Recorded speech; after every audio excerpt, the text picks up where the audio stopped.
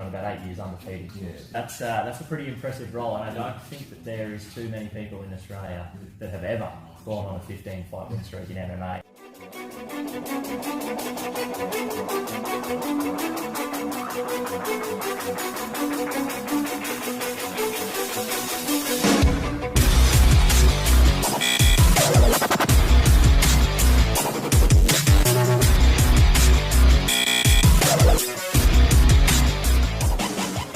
How's it going, everyone? I'm here with, well, the multiple-time now Australian champion, David the Smiling Assassin Martinez. Fight camp at the moment. How's things going? I'm never not in fight. That's a good point.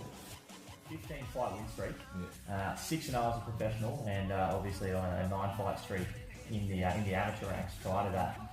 Give me your thoughts on what that's like as far as the pressure that's added to you when you're going into your next fight, knowing you've got that 0 on your professional record, and everyone wants to try and be the one to take that all away. Just go out there and have fun. I get to do what I love to do, and I do it for a certain amount of time. So why bother worrying about winning and losing? You certainly are one of the more active fighters on the Australian MMA scene. Coming up, of course, your first title defence on Eternal. It is Eternal MMA 49, taking on Josh Togo, 6-3 out of Australian top team, and looking pretty sharp lately. Give me your thoughts on Josh as an opponent.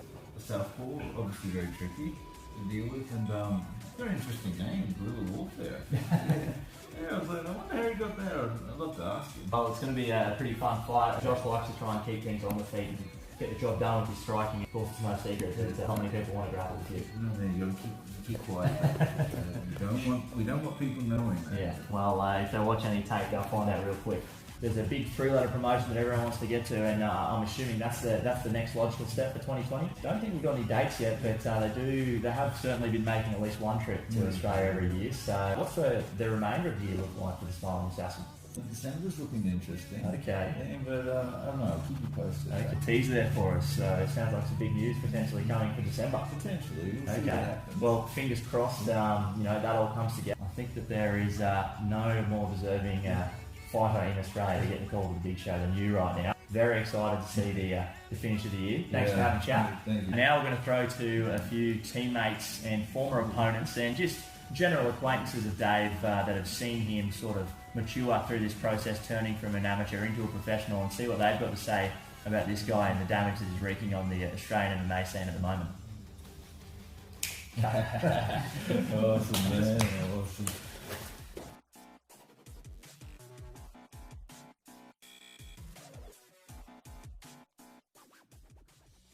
Seeing his face light up, it's like, okay, yeah, I know why he's called that.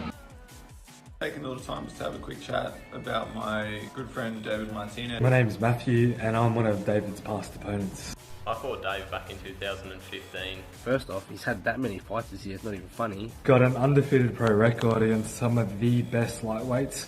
You're supposed to fight that Malaki dude, and he's in the UFC, so... They haven't been easy fights either, like they have been action-packed, entertaining fights against like top-tier competition. Number one in the country. He's a very talented athlete. He's got a very pressure-heavy style, good wrestling. He never gives up. His skill set is impressive for someone of his age. Sort of everything, it might just seem like everything's just falling into place when he's in a fight, but I think he's doing little things and little movements that just leads him to find a way to win, whether it's snatching someone's neck, controlling them on the ground and punching their face until they have had enough. I think he's shown his durability in recent fights with being able to take everything his opponent could give to him and then still coming through, securing the win. Seems to be something that he just finds with ease.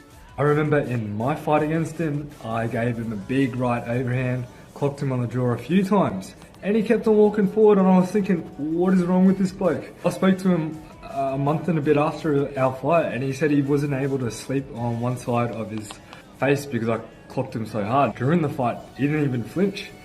You know, me and Dave, we had a good scrap a few years back. One thing that stood out particularly in that fight is Dave's post-fight celebration. You know, after he choked me out, he didn't just throw me off and, celebrate. Made sure I was okay first, then he celebrated, then he went to his corner. That showed a lot about his character, and after that, I'll always respect Dave. After the tap, the first thing Dave did was check to see if I was okay. David has the utmost respect in the Australian MMA community. He continues to impress me as I watch his career grow and keep moving. With a couple more fights, David will be ready to move up to one of the bigger organisations. Dave Martinez should be considered for the UFC. Sign David to the UFC. Everyone loves a tough, grindy fighter. UFC, man, get around it. He's a great role model for up-and-coming fighters in Australia. He's a true gentleman of the sport. Someone pulls out injured, get him on the card. He'll probably even swim there. It's clear he's a very talented athlete and he's got the right people behind him. He's a great fighter, great role model, you know. He puts on good fights. He's a good dude. Friendliest man I think I've ever met, you know. Lovely guy. All the best, brother. Good luck.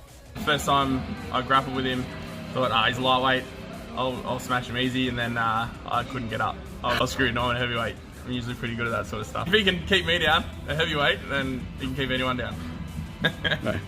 Who asked that for David?